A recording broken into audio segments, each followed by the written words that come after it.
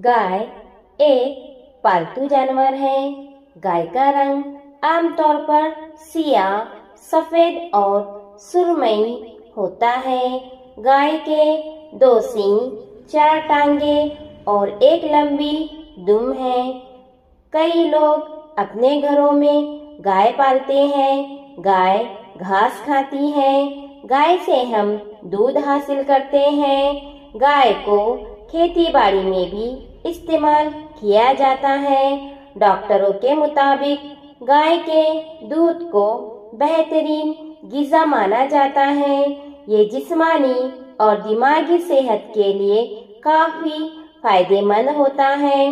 गाय का दूध घी, दही, मीठा वगैरह बनाने में इस्तेमाल होता है। गाय बहुत मुफीद जानवर है।